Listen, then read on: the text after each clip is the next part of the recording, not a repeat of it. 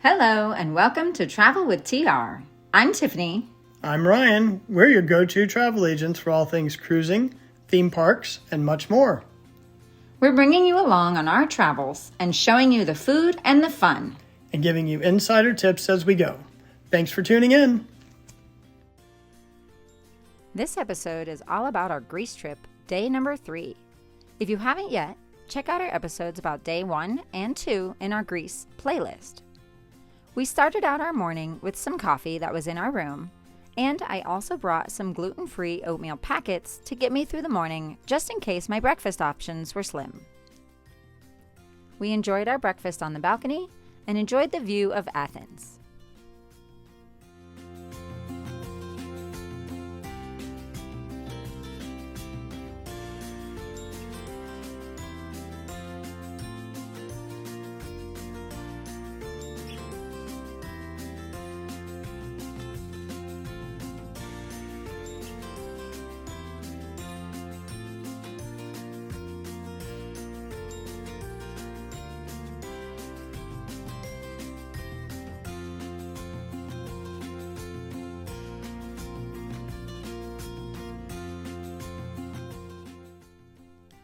Our hotel, the Grand Hyatt Athens, has a breakfast bar on select mornings that you can pay extra for with oatmeal, fresh pastries, and coffee.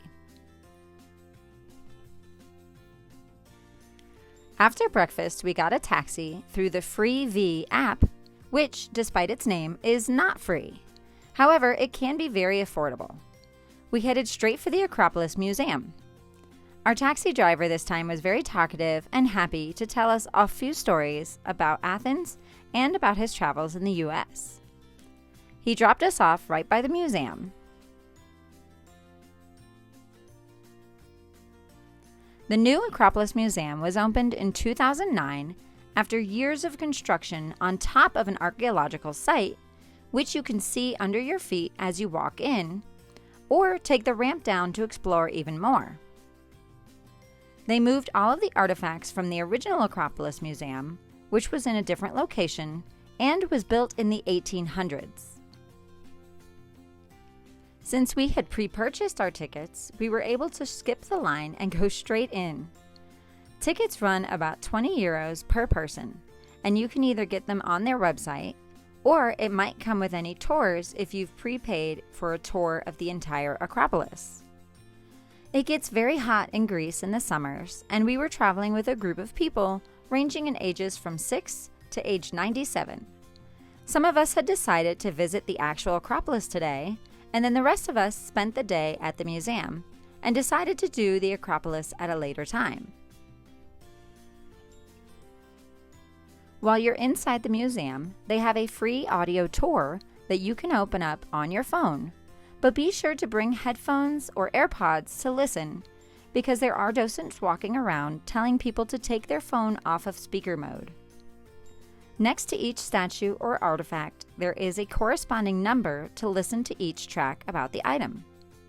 They're all about 2 or 3 minutes long, which can take a couple hours, or you could stay the entire day. The operating hours of the museum vary throughout the year or on certain days of the week. But on the day that we went, it was open from about 9 a.m. to 8 p.m.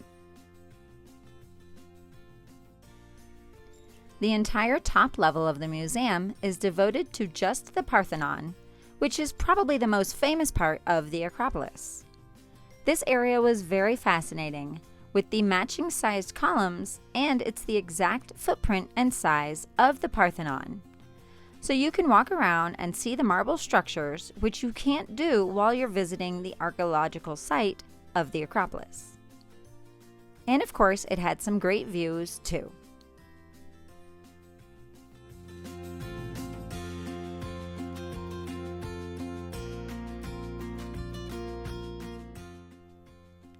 After spending several hours in the museum, we were hungry for lunch. There are a lot of restaurants surrounding the Acropolis, and I checked the Find Me Gluten-Free app, and right nearby was a 100% gluten-free restaurant called Greek Stories. So we all met there for lunch, and everyone in our group was able to find something delicious on the menu. Here's a look at the menu if you'd like to pause here.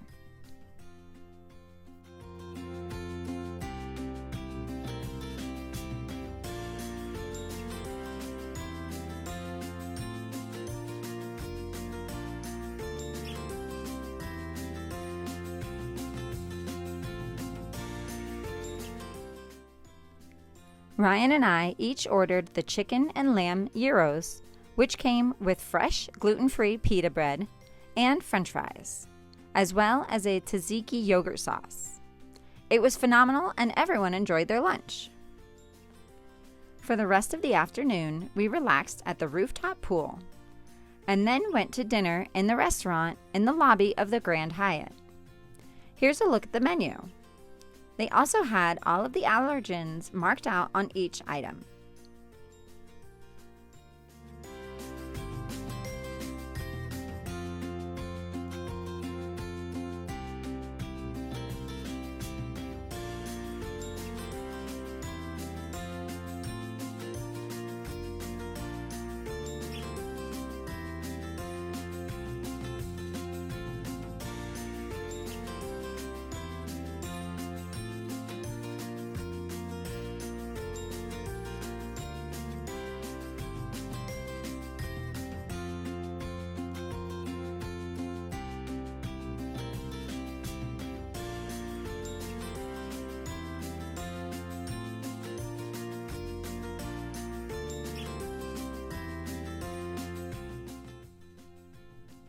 Before my entree, they brought me a gluten-free bread to start and some regular bread for the rest of the table. I ordered the butternut squash risotto with gorgonzola, toasted hazelnuts, kale, and a pumpkin oil. Ryan had the Greek salad with feta cheese from Epirus, local olives from Kalamata, and olive oil from Crete. You can't get any more local than that.